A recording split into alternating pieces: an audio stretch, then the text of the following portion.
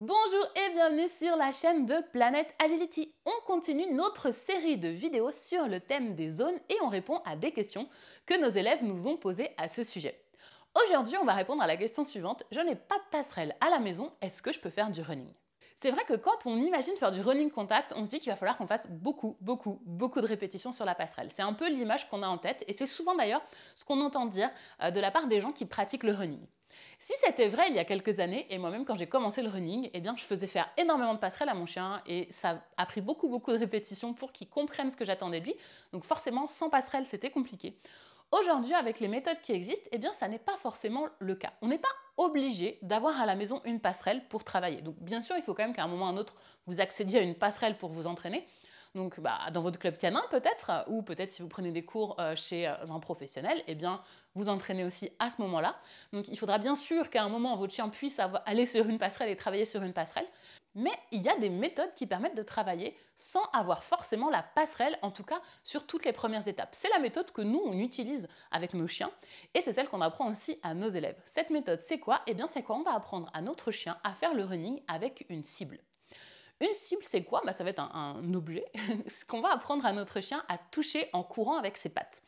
Donc on va pouvoir commencer à le faire à plat, et déjà à plat, on va pouvoir apprendre à notre chien plein de choses. Donc courir à fond pour aller toucher la cible et puis continuer en mouvement derrière, enchaîner la cible puis un obstacle derrière, les tourner sur la cible, bref, on peut vraiment faire toutes les bases du running avec cette cible. Ensuite, on peut commencer à travailler chez soi, toujours avec cette cible, mais simplement avec une planche. Donc on n'est pas obligé d'avoir une passerelle en entier, on peut avoir juste ce qu'on va dire une descente, et elle n'a même pas forcément besoin de faire la longueur réelle d'une descente de passerelle. Simplement, on va apprendre à notre chien à faire le même comportement qu'on lui a appris sur la cible, mais sur la planche. C'est une méthode qui est vraiment très efficace parce qu'elle permet de mettre en place les apprentissages avant de les mettre sur l'obstacle. Et nous, sur Planet Agility, c'est vraiment quelque chose auquel on fait attention. Plus vous apprenez de choses en dehors de l'agility à votre chien qui vont vous servir après, plus quand vous allez arriver sur les parcours, les obstacles, etc., ça va être facile et rapide pour votre chien.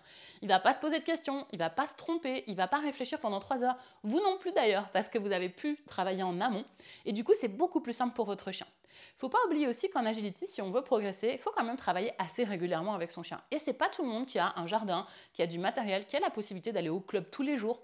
Donc plus vous allez pouvoir faire des exercices directement chez vous qui vont vous permettre après de pouvoir développer à l'agility les compétences de votre chien, plus vous progresserez rapidement quand vous serez dans les situations d'agility. Nous, on a fait ça avec nos chiens à la base parce qu'on en était tout simplement obligés. On n'avait pas de terrain, ou on n'avait pas en tout cas de parcours immédiatement disponible en permanence. Que ce soit Camille ou moi, on était obligés de travailler un petit peu chez nous, donc dans nos appartements, puisqu'on était en appartement d'ailleurs avec nos premiers chiens. Donc c'était pas forcément évident de pouvoir travailler directement sur les obstacles. Donc on était un peu forcé de faire de cette manière, mais ce dont on s'est rendu compte quand on a eu nos chiens suivants et qu'on a eu un terrain, des obstacles à disposition et qu'on pouvait utiliser vraiment quand on le souhaitait, eh bien c'est qu'on continuait quand même à travailler ces bases en dehors parce qu'une fois qu'on allait mettre nos chiens sur les obstacles, c'était beaucoup plus facile. Donc même si aujourd'hui on a tous les deux un terrain, on a toutes les deux des obstacles et on peut concrètement faire directement avec notre chien dessus, on ne le fait pas parce que c'est beaucoup plus efficace et beaucoup plus facile de travailler d'abord en dehors. Et donc le running ne déroge pas à cette règle. Vous pouvez travailler énormément de choses en dehors de l'agility, en dehors du terrain et des obstacles qui vont vous permettre, lorsque vous accédez à un obstacle, de pouvoir travailler directement et rapidement.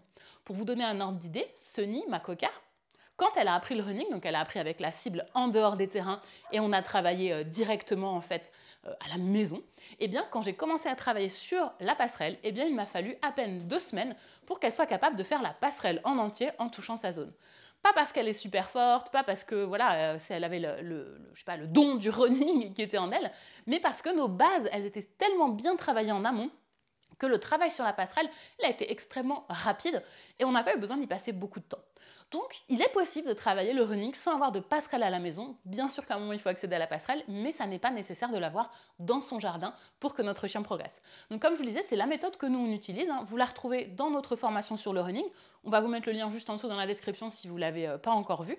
Et vous pourrez voir le programme, ce qu'on vous propose, etc. Ce sont des formations qui sont accessibles à n'importe quel moment. Il n'y a pas besoin d'attendre que les portes ouvrent pour nous rejoindre. Et puis surtout, ce sont des formations qui sont accessibles à vie, donc vous pouvez revoir autant de fois que vous le souhaitez les vidéos, et même on a des élèves qui ont monté plusieurs de leurs chiens grâce aux formations, puisque une fois qu'ils ont un nouveau chiot, ils reprennent la formation et ils recommencent. Voilà donc pour cette vidéo. Si elle vous a plu, merci à vous de la liker et puis de la partager à des gens qui pourraient peut-être se poser la même question. Si vous avez des questions, n'hésitez pas à nous les poser dans les commentaires et puis pensez à vous abonner, ça vous permettra de ne pas rater la prochaine vidéo. D'ailleurs, voici la question à laquelle on va répondre dans la prochaine vidéo. Mon chien saute systématiquement avant les zones, je ne sais plus quoi faire. Il y a des solutions et on verra ça la prochaine fois. C'était Pauline pour Planet Agility, je vous dis à très vite.